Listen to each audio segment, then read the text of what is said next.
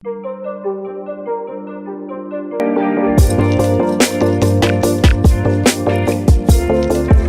mwese tuvuge tuti Imana ishimwe, Imana ishimwe. Tugire Kristo, tugire Kristo. Assalamu alaikum, assalamu alaikum. Murakoze cyane, Imana ibahezagire.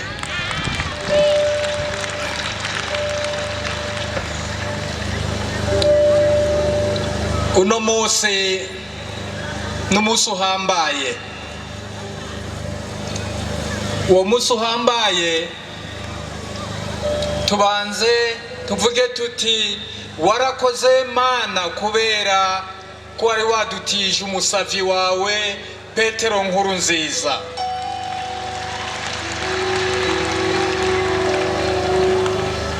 Sinza kuvuga ibintu byinshi cyane, ariko ndashaka ngire intahe nshikirije, kandi n'ubwa mbere nzoba ndabivuze. Buriya nubwo nkuko n'abandi babivuze ati sogokuru kubw'umubiri ntituri kumwe, ariko kubw'umutima, kubw'ubugingo, kubwa roho yiwe turi kumwe. Kandi umwe wese arafise uko avyiyumvamwo, umwe wese arafise uko amuzi. Nkanje ku giti canje bwite ndamubona mu mpande zitatu. Uruhande rwa mbere ndamubona ku ruhande rujanye n'ivy'Imana, ku ruhande rwa kabiri ndamubona mu bijanye na politike, ku ruhande rwa gatatu ndamubona mu bijanye urugamba twaciyemwo.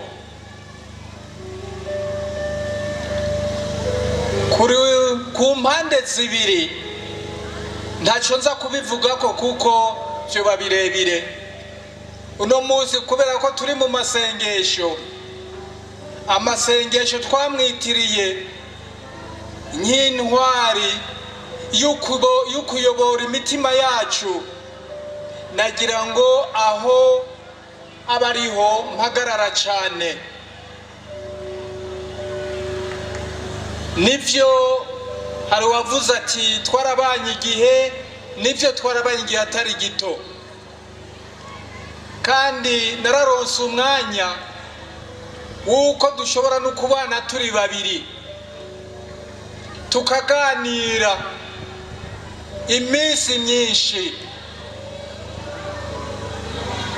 Icyo rero notangira kuvuga namuboneye ko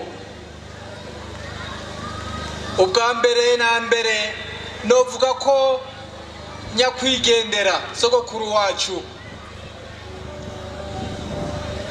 kuri jewe yarambereye nk'umuvyeyi. Iyo tuvuze umuvyeyi mu vy'Imana,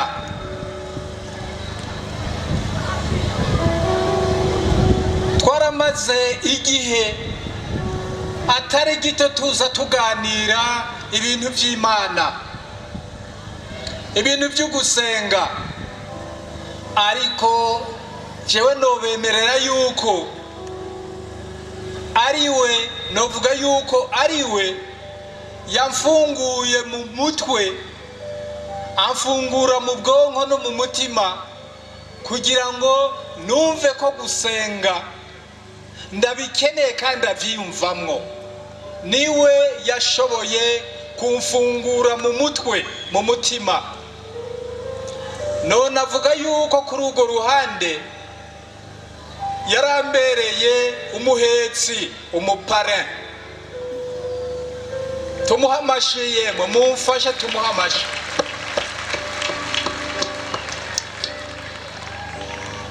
Kuri urwo ruhande hari ikintu cya mbere twabanje turaganira cyane, ikintu kijanye n'amadini no gusenga. Twarumvika turaganira kugira ngo dushika ku kintu kimwe, ko gusenga biri mu mutima w'umuntu. Gusenga no kuvugana no kuganira kugira ibihe vyihariye, niko umuntu yobivuga, vyo kuvugana n'Imana yawe. Gusenga rero ntibitegereza guca mu idini. Gusenga nico kiganiro wewe ugirana n'Imana yawe. Imana yawe nayo iri mu mutima. Ico kintu numvise tucumvikanyeho, numva birampimbaye cyane, numva birampimbaye cyane. Aho ari mujyo ari kunyumva, narabimushimiye kandi nzoba narabimushimira. Yarabaye kuri kirumara kuri urwo ruhande. Icya kabiri nuko nyakwigendera sogokuru yaratwigishije gusenga turi benshi, kandi ibyo nabyo gusenga nibyo byatumye n'urugamba twari turimwo igihe twari gusa n'urwananiranye niho rwafungutse. Noneho twese twiga noneho gushikiriza urugamba rwacu, tushikiriza Imana. Imana yakoze ibitangaza, kandi guhera ico gihe Imana twaciye tuyishira, twaciye tuyiha ikibanza cya mbere mu mategeko yacu yatugenga. Kandi kuva icyo gihe urugamba rwaciye rugenda neza cyane. Yaradufashije rero, adushira mu nzira nziza, aratwereka aho twoca kugira ngo ibintu bigende neza. Turabimushimiye cyane, turamukengurukiye, kandi turazi ko aha turi kuriko turaganira ivyiwe, tuganira ivy'Imana, turazi ko ariko aratwumviriza, ariko aradutega amatwi. Dukoraniye hano no munsi rero mu izina ryiwe kugira ngo tumwibuke. Icya gatatu no muvuga ko nuko na abasenzi bagiye baza muri kino gihugu batubwiye ati mwebwe abarundi mwaragize Imana kubera ko mufise umukuru w'igihugu asenga, ati n'umutambukanyi wiwe nawe agasenga. Noneho baza kutubwira ati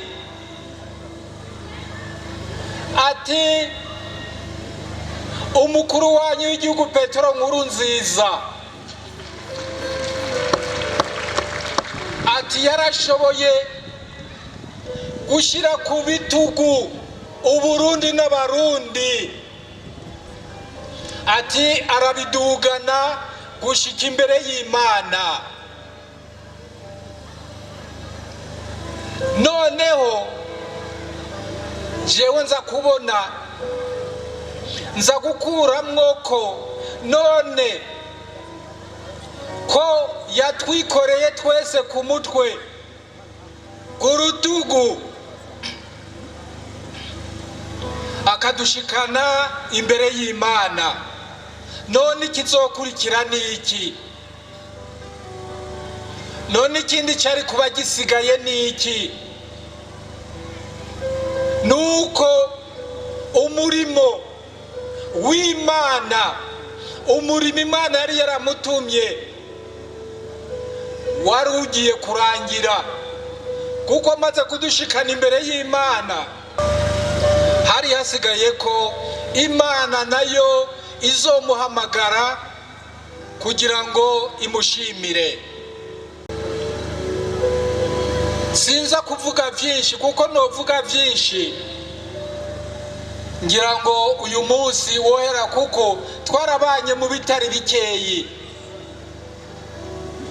Ikindi novuga nuko hari ikintu cyabaye gitangaje igihe twari ko turahindura ibwirizwa nshingiro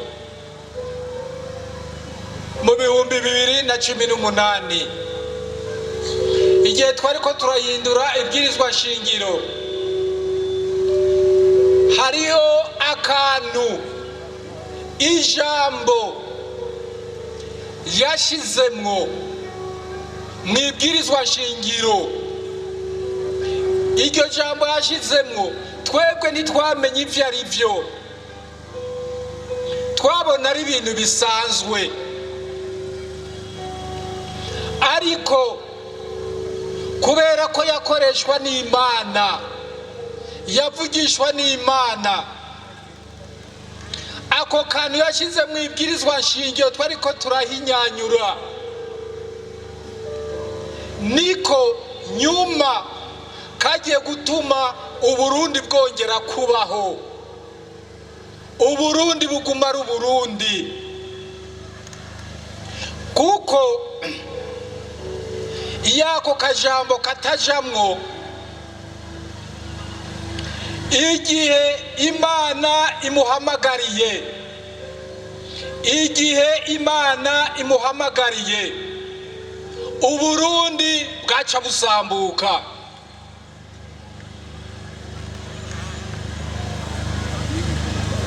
Uburundi bwaca busambuka kuko nta leta yari kujaho, nta n'umukuru w'igihugu yari kujaho.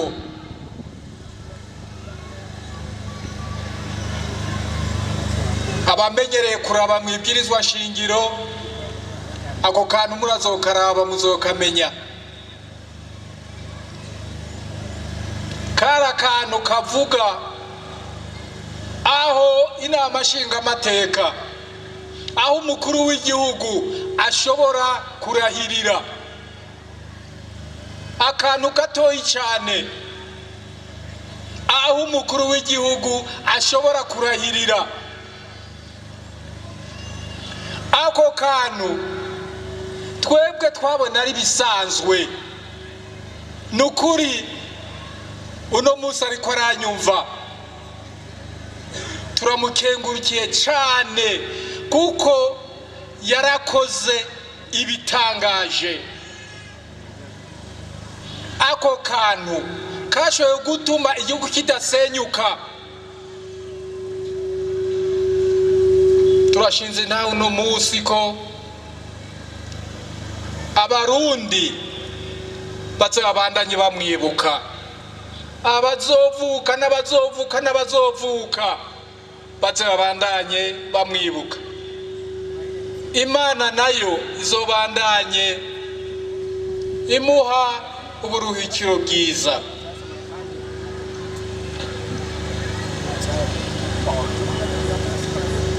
Igihe Imana imuhamagaye twaragize ingorane, sinigwa ndazivuga cyane, ariko twaragize ingorane aho tubaza tuti none bigiye kuzogenda gute? Turirukanga turiyumvira turabura.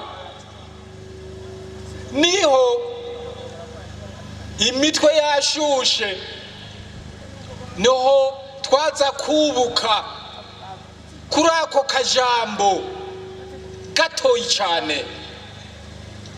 Ako kajambo gato nuko hatubereye umwango. Ako kajambo yari yarashizemwo niho katubereye umwango. Noneho nca nibare kumbe we yagashizemwo ntiyanatubwiye. Hamwe umuntu avuga ati ndakabishizemo kubera ko eka kuko twabona ari bisanzwe, ariko we Imana yari yaramweretse ubwo rugi gugucamwo. Niyo mpamvu twavuze tuti urya muntu ntiyari asanzwe, yari afise impande zibiri, uruhande rw'umuntu n'uruhande rw'Imana. Uruhande rw'Imana aho avugana n'Imana, uruhande akoreramwo aganira n'Imana.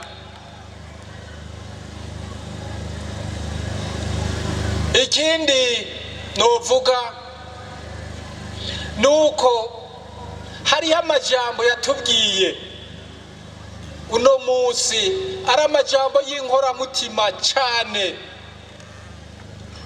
Niwo muntu numviye ku bwa mbere avuga ati igikomeye hano ku isi twebwe abana b'abantu, ati ntabwo ari ubutunzi, ntabwo ari ugufungura neza, nta nubwo ari ubukene, kuko ubukene Imana ntiyaturemye ngo tuba abakene. Ariko aratubwira ati ugapfira neza umuryango, ugapfira neza igihugu, ugapfira neza abagenzi, hanyuma icyo yise muri makeyi kugira iherezo ryiza. Iryo ni ijambo rikomeye cyane ko n'uno munsi no mu bihe bizokurikira n'ibizoza, iryo jambo ryo kugira iherezo ryiza ni ikintu gikomeye cyane.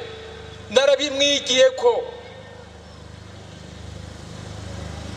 ku buryo na hano byavuzwe, umwigisha yabivuze, ejo wewe ntuze wigere upanga ikibi, ntuze wigere upanga inabi. Inabi uzoyikore kubera aksida, ariko atari ibintu wapanze, atari ibintu wiyumviriye. Gupanga ikibi biragahera. Hari umuntu ahora akunda kuvuga ko kajambo, gupanga ikibi biragahera, kuko gupanga ikibi ntuzigera ugira iherezo ryiza. Uzogerageza igihe cyose bizopfuma bikunanira, ariko wapanze iciza, wagerageje gukora iciza. Iki kintu nyakwigendera sogokuru yarakunda kukitubwira. Imana mwemu yera agitsimbataze uko kuri kw'Imana, agutsimbataze mu mitima yacu. Hariyo n'ibindi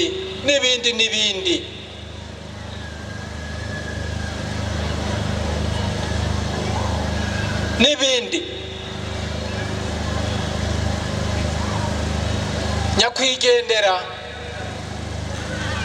yari umuntu yavuga ashira mu ngiro.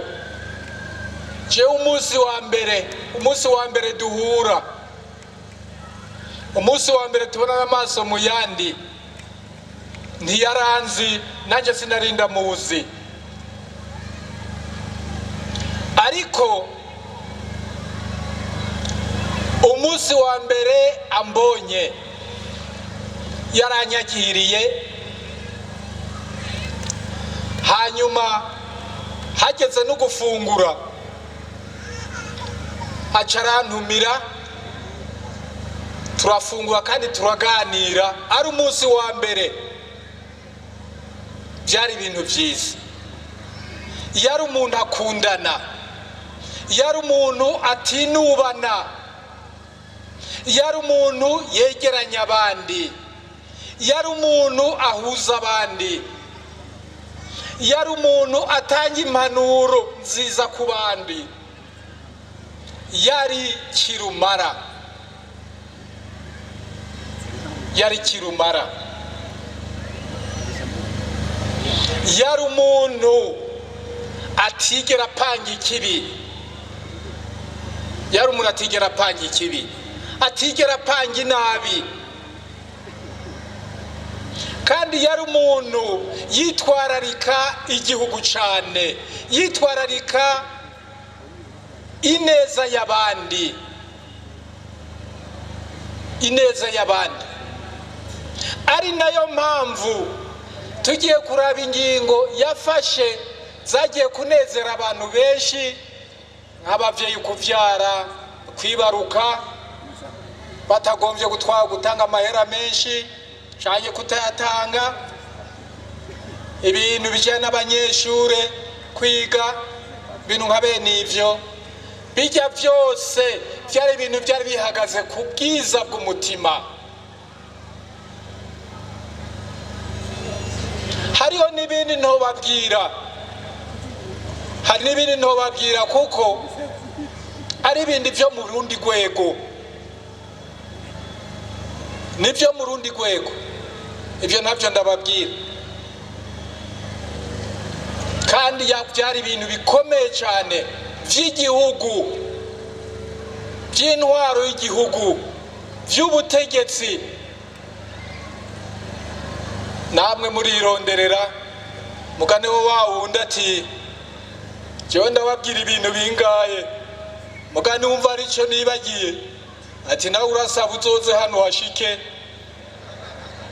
ati uzovyivugira. Mugabo reka tubasabire namwe muzoshike hano, kumbure ibyo muzoba namwe mwabonye muzoheze mu bidutangariza.